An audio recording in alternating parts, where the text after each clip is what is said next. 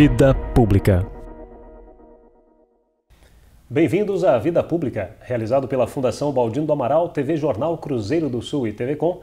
Este é um espaço democrático de reflexão e troca de ideias sobre os assuntos que, mesmo sem que se perceba, influenciam a vida de cada pessoa. Nossos projetos de vida, nossas esperanças, tudo aquilo que sonhamos para nós, para a nossa cidade e nosso país, passa pela esfera da vida pública. Espaço aberto à pluralidade, Vida Pública é um debate permanente sobre a realidade que nos cerca, para o qual estão convidados você, telespectador, e aqui, em nosso estúdio, todos os que têm alguma coisa importante a dizer. E a palavra hoje está com o diretor-trainer da Dale Carnegie Training, Luiz Martins.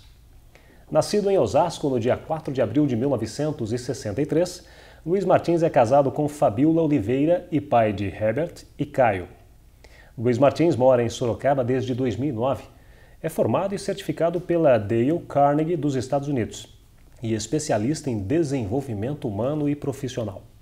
Há 14 anos atua como palestrante e trainer dos programas Competências Interpessoais, Alta Performance em Vendas, Apresentação de Alto Impacto, Negociação Total e Liderança para Gestores.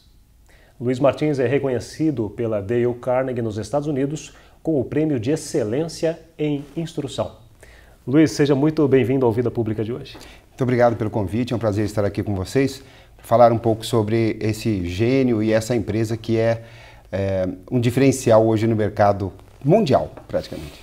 Pois é, antes de nós entrarmos um pouco na questão da Dale Carnegie, parece um nome meio diferente de uma empresa em especial, mas é um nome de uma pessoa, de um personagem, de um ser humano. Mas isso o Luiz, logicamente, vai falar daqui a pouco para a gente o que é. Mas antes, Luiz, queremos saber, você está morando em Sorocaba desde 2009, mas já conhece a cidade desde 2003, conforme você nos disse, e é nascido em Osasco. Como foi esse seu encontro com a cidade de Sorocaba? Puxa, foi assim, um prazer muito grande. Você sabe que eu tive uma grande oportunidade no começo da minha carreira em Dale Carnegie de vir logo no início para cá, em 2000 praticamente. E eu ainda me lembro até hoje que o meu sócio disse, seria interessante se você pudesse abrir novas cidades, né? E Sorocaba é uma cidade fantástica para isso. E aí naquela época eu tinha uma moto, eu peguei essa moto e vim para cá. Aí é bom, hein? Moto legal. Peguei minha moto, peguei a Castelo Branco e aí vindo para cá, parei no primeiro hotel, olhei a cidade, isso mais ou menos em 2000, e vi que tinha 2 prédios. Eu falei, nossa, acho que vai demorar um pouco ainda, né? Para quem estava acostumado em São Paulo, aquela loucura, aquela agitação, então... A gente chega ao interior, né? Falei, eu acho que eu vou demorar um pouquinho mais para frente eu volto. Então foi assim, no primeiro momento eu dei um tempo para conhecer Sorocaba. Mas logo em seguida veio uma grande oportunidade de vir para a cidade, porque nós tivemos uma pessoa que veio para cá e que morando aqui fez o programa Dale Carnegie na cidade de Campinas. E aí essa pessoa falou assim, eu gostaria que os treinamentos, os processos Dale Carnegie pudessem fazer parte da cidade de Sorocaba, porque hoje está entre as 3 maiores cidades do estado. E aí começou a paixão, né? Vindo para cá 2, 3 vezes por semana, e o povo muito receptivo. Para quem estava acostumado, Fernando, na cidade de São Paulo, com aquela loucura, aquela agitação, o estresse da cidade, vim para Sorocaba e diria assim que era um dos maiores presentes que eu tive na vida de poder participar. Era assim um presente poder sair de São Paulo e degustar, né, o interior paulista, principalmente uma cidade tão gostosa como Sorocaba. Então conta agora um pouquinho para a gente o que é esta instituição ou quem é Dale. Ok. Começamos, né, eu vim para cá, como eu estava dizendo, eu vim para cá em 2003 fazer os programas por uma pessoa chamada Rosalina Almenara, que fez o programa na cidade de Campinas, e ela falou, eu gostaria de montar, eu tenho uns empresários, tenho uns amigos, eu gostaria que eles fizessem o programa também. E aí ela montou o primeiro grupo do programa Dale Carnegie aqui na cidade. Mas para a gente falar sobre essa parte mais avançada, vamos entender que Dale Carnegie, na realidade, é um personagem americano, que um escritor, que na realidade começou o processo todo, nascido numa cidadezinha no Missouri, criava porcos. Naquela época não se tinha a facilidade que tem hoje da internet, toda a informação, né? Acho que nem se imaginava, não? Nada. Dale Carnegie foi conhecer o primeiro bonde depois dos 12 anos de idade. E aquela vida simples.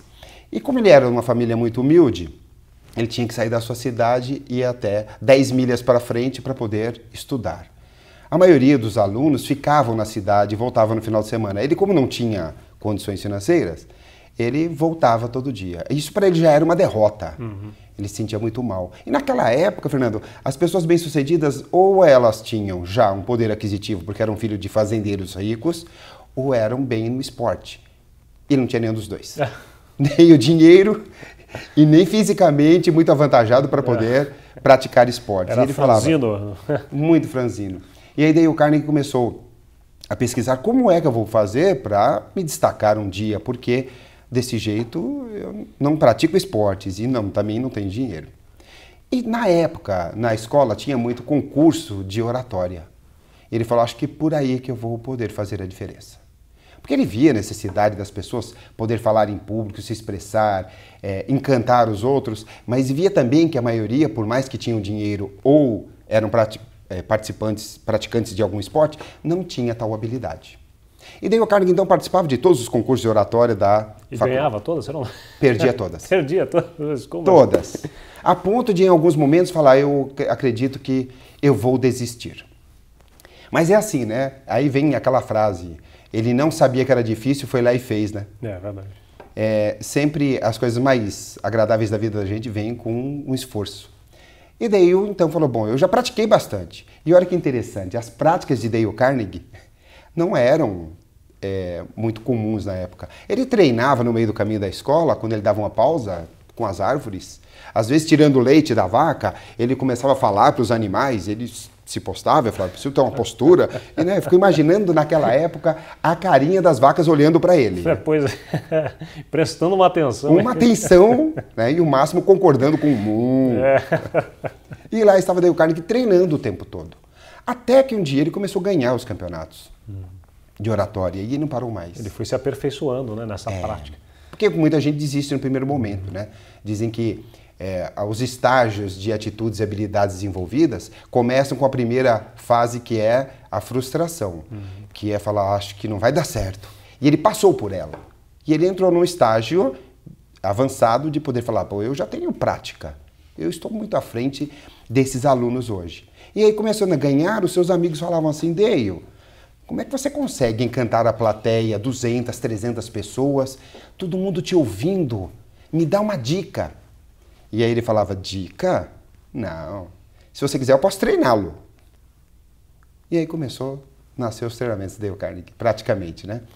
Ele, depois que estudou, foi para a cidade, trabalhou em algumas lojas vendendo objetos, e a vida começou para ele depois dos seus 18 anos. E Dale Carnegie via que para poder ganhar dinheiro não era tão fácil. Mas aquilo estava dentro dele ainda, que ele podia treinar as pessoas, porque ele via que os empresários não tinham habilidades de se expressar. E ele falou assim, as pessoas têm um pavor tremendo de falar em público. Aliás, na revista... E até hoje ainda... Até hoje! Fernando, na revista Exame tem uma matéria relação, né, que diz que as pessoas têm mais medo de falar em público do que da morte.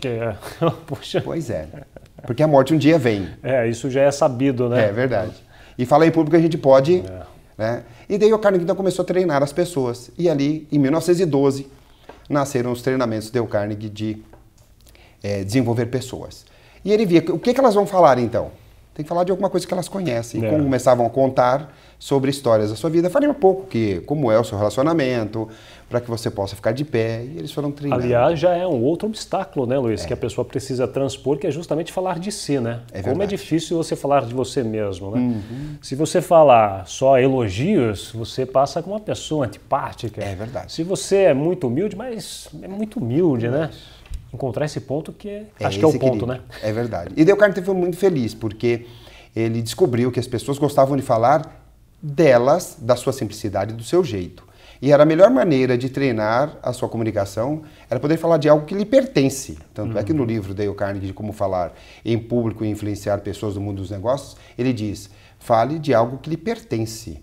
Porque se eu tiver que fazer uma palestra de algo que não me pertence, automaticamente eu vou ficar apavorado. Será um fiasco, né? Se falar da gente já não é fácil, imagina falar daquilo que você não tem tanto conhecimento. E aí se encontra alguém no público que conhece mais do assunto do que já você. Pensou um bracinho erguido e perguntando, escuta, você tem certeza disso? A informação que eu tenho é outra. Nossa. E aí ele começou os treinamentos, desenvolver. E ao colher essas informações, ele via que tinha gente que dava depoimentos extremamente interessantes. E aí Dale Carnegie começou a compilar esses depoimentos e começou a guardar. Durante 1912 a 1936, ele foi guardando histórias de pessoas que aplicavam a parte comportamental e que tinham resultados interessantes. E ele foi guardando aquilo. E em 1936, nos seus treinamentos, ele precisava de um material de apoio, foi quando surgiu o livro Como Fazer Amigos e Influenciar Pessoas. Esse é o primeiro livro, né? Ele escreveu Praticamente. Ele escreveu vários outros, mas esse outros.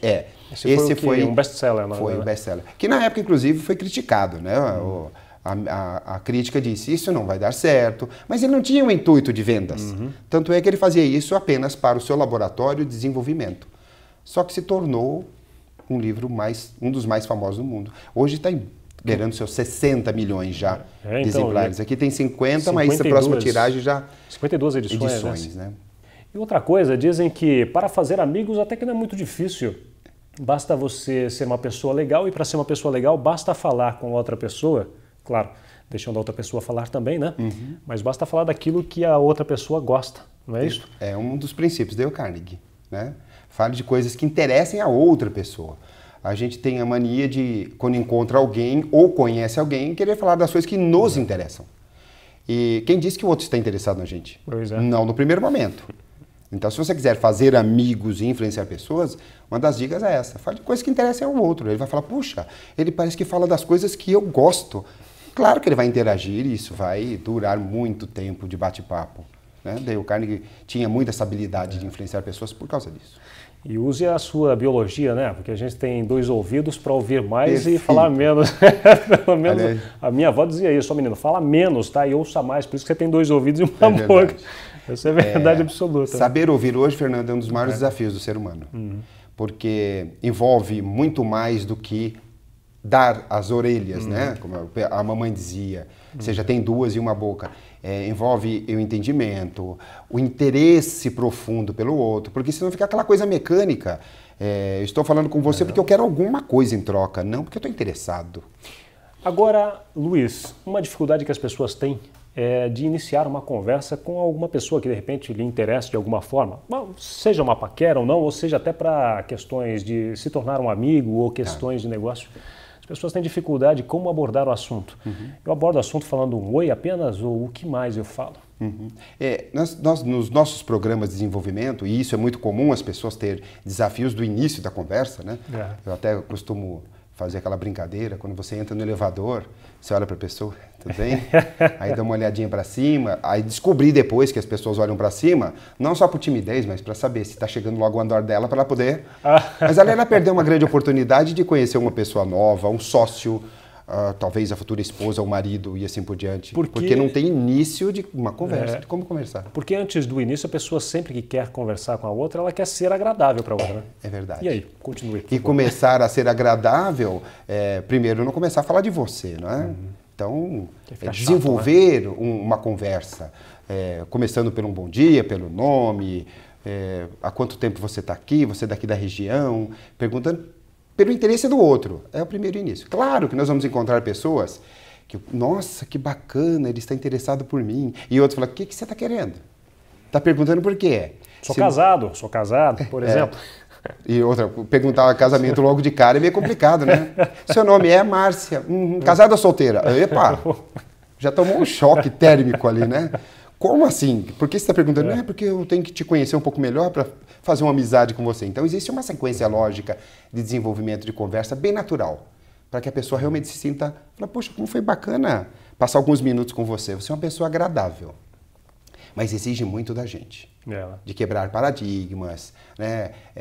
De não pré-julgar no primeiro momento, de ser movido, de não criticar, condenar a outra pessoa, porque tem gente que já dá uma olhadinha e fala, opa, pela vestimenta acho que não é do meu perfil, será que me interesso por ela? Ué, e quem diz que as pessoas são iguais, né? Pois é, e os preconceitos existem mesmo, né? Agora, vamos mudar um pouquinho o rumo da conversa e eu quero saber um pouco do Louis Dale. Louis Dale Martins Carnegie. Oh, meu Deus. Como você conheceu o Instituto Dale Carnegie? Você tem uma história curiosa aí por trás.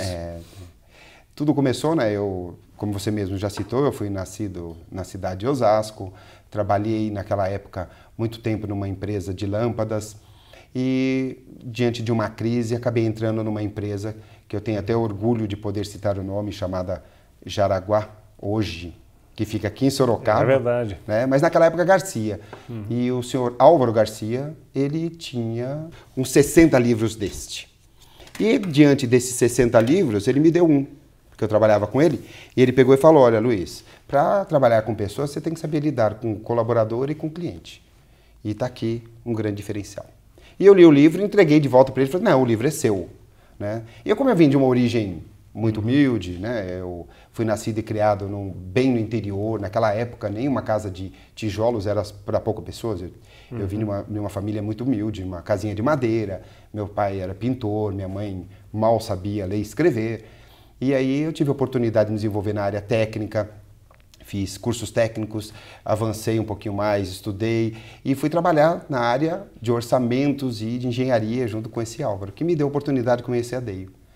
E de lá para cá eu diria assim que foi o divisor de águas da minha vida, porque quando ele me deu a oportunidade de conhecer o livro, em seguida ele falou, o que você achou do livro?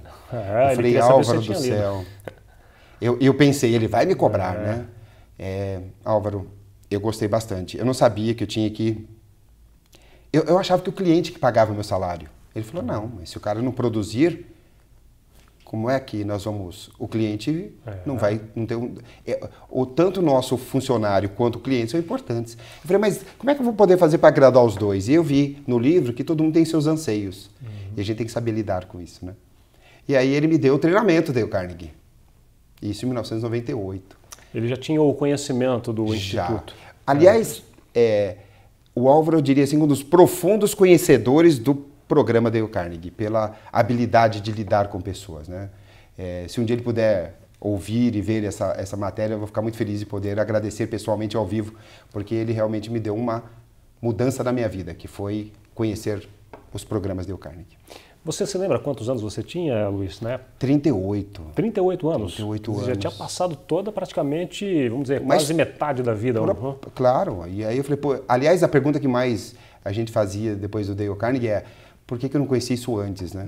Se eu tivesse mais cedo. Eu vejo a juventude hoje anseia de querer novidades da tecnologia e esquece que a profundidade do relacionamento humano é que vai fazer toda a diferença. A tecnologia está muito concorrida. Hoje em dia a garotadinha já nasce sabendo mexer no computador, mas saber lidar com o outro e se interessar verdadeiramente, ser uma pessoa que faz amigos, influencia pessoas, esse é o grande diferencial. Nós estamos em 2014, século XXI. Luiz, a gente sabe que ao longo dos anos, ao longo dos séculos, a sociedade foi se reeditando. Alguns foram melhorando, outros nem tanto assim.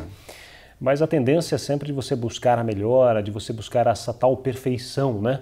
Que chega a ser quase que uma utopia. Mas esse é o ponto para que todos convergem a ele, independente de qual segmento você queira atuar ou você atue.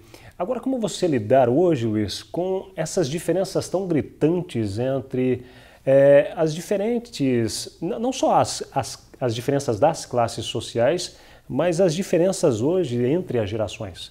Hoje se fala muito na tal da geração Y, e isso, muitos empresários que a gente já conversou até dizem, hoje a geração Y não tem muito este comprometimento com a empresa como há algum tempo atrás. É verdade. Que a pessoa procurava uma empresa, conhecia a empresa, gostava do trabalho e ia seguir uma carreira. E até aí se tornava um profissional, gabaritado, enfim. Hoje, como atrair essas pessoas, né? Hoje é tão difícil porque o jovem está tão atrelado, e você me falou dessa questão da tecnologia, e as pessoas dizem, parece-me que essa tecnologia é a bola da vez, né? Sim. Como relacionar com essas pessoas? Sabe que eu tenho até um caso de uma mãe que chegou para mim e falou assim, o meu filho, ele é perito em informática. E ele entrou numa escola, e essa escola, uma grande empresa de informática, disse que ia fazer um concurso com os melhores. E os melhores iam fazer estágio nessa empresa. E uma empresa de um porte muito grande, internacional inclusive, que muita gente gostaria de trabalhar lá. E aí ele contou para a mãe, eu vou fazer um teste, se eu passar eu vou trabalhar numa empresa fantástica. Aí a mãe falou, nossa filho, que bacana, você gosta de informática, então, né, aproveite. E aí, passou o teste e ele voltou, mãe, já saiu o resultado. E aí, filho, passei em primeiro. Nossa, tô tão feliz. Então você vai trabalhar? Não, mãe, não aceitei. Por quê? Porque tem que trabalhar 6 horas, é muito tempo. Pô, 6 horas. 6 horas é muito tempo, é um estágio muito longo. Mas, filho, eu trabalho o tempo todo para te ajudar, para te sustentar. E você vai falar para mim que é muito tempo. Então, hoje, infelizmente, essa geração valoriza muito a tecnologia e se esquece de que o seu desenvolvimento, a sua capacidade de lidar com os outros vai fazer todo o diferencial no futuro próximo. E aí acabam perdendo a magia de relacionamento. O relacionamento virou um torpedo, virou um WhatsApp, virou um Facebook com palavras curtas que, às vezes, para expressar o sentimento, você precisa ler 2 ou 3 vezes, você não sabe se ele está rindo ou está chorando. É verdade. Né? Então, falta essa aproximação.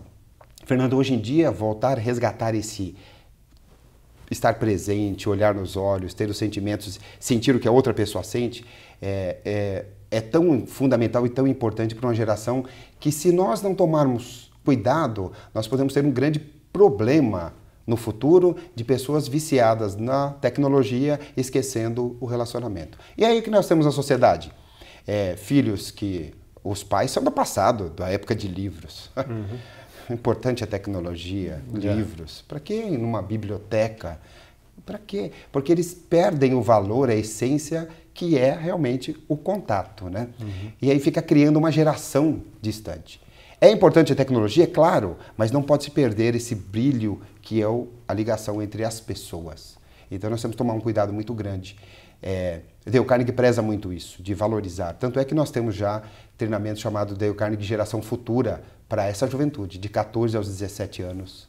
Para depois entrar no treinamento de comportamental um pouco mais profissional. E a procura é grande? Essa demanda, ela existe? Sim. Hoje a Dale Carnegie está em 92 países, são mais de 8,5 milhões de pessoas já desenvolvidas. E a procura, hoje em dia os pais se interessam muito mais pelo desenvolvimento do próprio filho, às vezes, do que o dele. Como as empresas investem muito nos seus colaboradores, os pais acabam investindo, eu gostaria que meu filho pudesse ter essas habilidades que eu estou tendo agora de lidar com pessoas, de influenciar. Até porque amanhã ele vai ter esposa, Deus queira, se ele não casar com um computador, e filhos. E ele vai falar assim, puxa, como está fazendo falta aquilo que meu pai falava, essa habilidade de lidar com os outros, né? Então, é extremamente importante a gente ter essa atenção em relação a essa geração nova, famosa geração Y. No Brasil, o Dale Carnegie está presente há pouco tempo? São 52 anos no Brasil. 52 anos. Quem trouxe, inclusive, o treinamento para cá foi o senhor Henry Story, que fez o treinamento com o próprio Dale Carnegie. E, inclusive, Dale Carnegie, quando ele falou, Dale, eu gostaria de fazer o treinamento lá na América do Sul. E para onde você vai? Brasil. Tá. Capital Buenos Aires. Opa. Porque naquela época, até pouco tempo, já não sabia muito bem, se imagina naquela época. E Dale Carnegie, numa folha de pão, escreveu. Então tá, eu te autorizo a levar os treinamentos do Dale Carnegie para lá. E nós temos essa folha até hoje, guardada. Porque ele é um documento, início de um documento. Hoje tem toda uma... E aí Dale Carnegie, seu Henry Story veio para cá, isso em 1950 mais ou menos, e começou os treinamentos do Dale Carnegie. Naquela época, Fernando, o treinamento era voltado para empresários, preços em dólares. E aí o que acontecia? O diretor de uma empresa fazia o programa, um programa realmente que eu preciso realmente lidar com as pessoas, mas o meu gestor precisa disso também, Começou a aparecer uma outra realidade. Aí a Dale Carnegie começou a pensar, nós precisamos trabalhar, fazer programas corporativos, onde nós possamos desenvolver o colaborador. E o programa Dale Carnegie ele tem uma grande qualidade, uma grande característica, que é desenvolver a pessoa no lado profissional, sem esquecer o seu lado pessoal. Que é o que diferencia ele de muitos treinamentos. Porque dar treinamentos técnicos hoje em dia é fácil, se torna o cara rapidinho em um profissional. Mas e a sua habilidade de influenciar, de lidar com os outros, de manter equipe, de engajar pessoas, de manter pessoas comprometidas com a empresa, independente de salário? Porque hoje é assim, né? No mercado, o fulano está pagando R$200 a mais, estou indo embora. Se ele não estiver comprometido e totalmente engajado, ele acaba se desmotivando. E acaba se desmotivando até no próximo emprego, né? Quando ele vai para ganhar R$ 200 a mais, que seja, neste exemplo que você deu, que ele acaba descobrindo que é a mesma coisa, acabou trocando 6 por meia dúzia, né?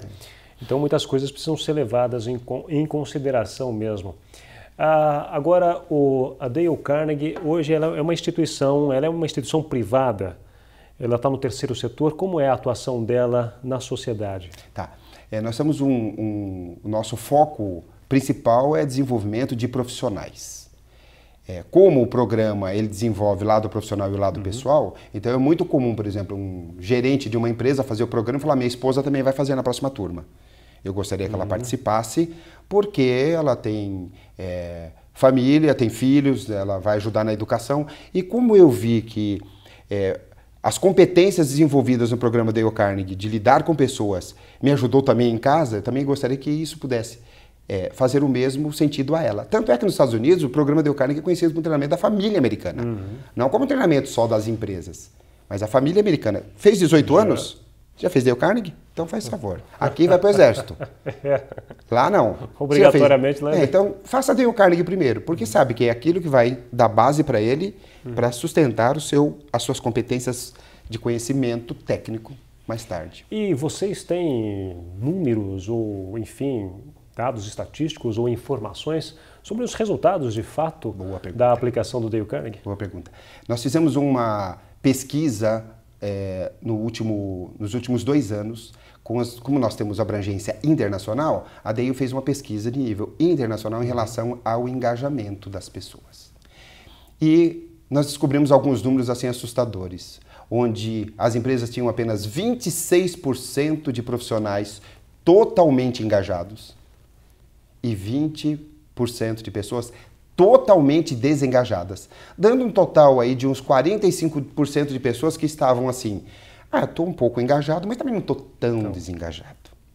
Com o programa Dale Carnegie, nós tivemos pesquisas nas empresas que nós desenvolvemos, que esse número aumentou para 49% de pessoas mais engajadas e o número de desengajados diminuiu para 9%. É uma relação interessante então, né? E segundo uma estatística de uma empresa de consultoria americana, nos Estados Unidos se perde 11 bilhões de dólares por ano com troca de funcionários. Nós não temos esse número ainda no Brasil, que seria uma pesquisa extremamente interessante para se fazer. Com certeza. Mas eu vou falar que não está tão longe, não, até pelo tanto de pessoas, que não é pelo número da nossa população. Então, é um número muito relevante. Então, a Dale Carnegie tem tido assim, um papel fundamental em engajar pessoas, em manter no seu trabalho, para vestir a camisa, para que eles possam se comprometer com a empresa, aumentar a lucratividade, a produtividade. Por quê? Porque hoje em dia, muito mais que a parte técnica, é a parte de lidar com pessoas, né? Luiz, só para a gente encerrar, eu sei que você deu algumas dicas durante esta entrevista, mas alguma dica do livro que você acha importante passar para o nosso telespectador? Tá, eu gosto muito de uma dica de uma parte do livro que fala sobre um pai. Esse pai levantava todo dia pela manhã e cobrava seu filho pelas suas atitudes, de uma forma como se fosse um adulto.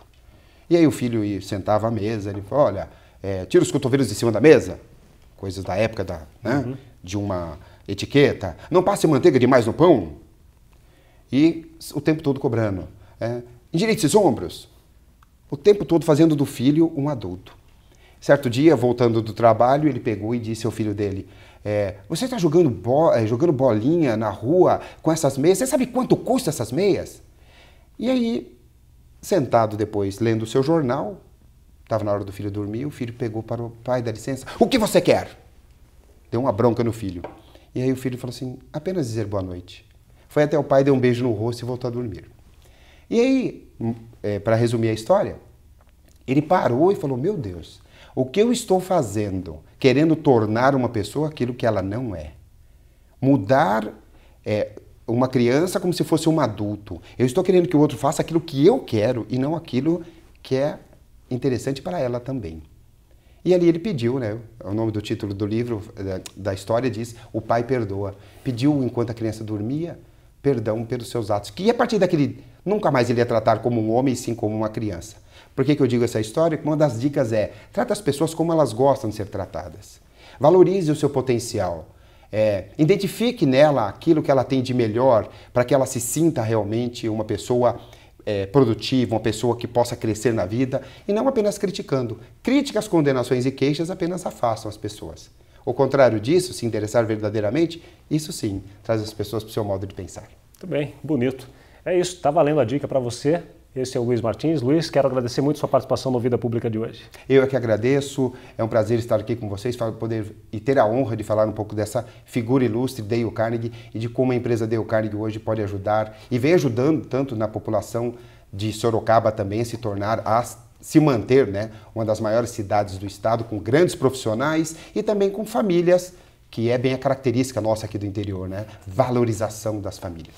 É isso mesmo, parabéns e sucesso. Muito obrigado.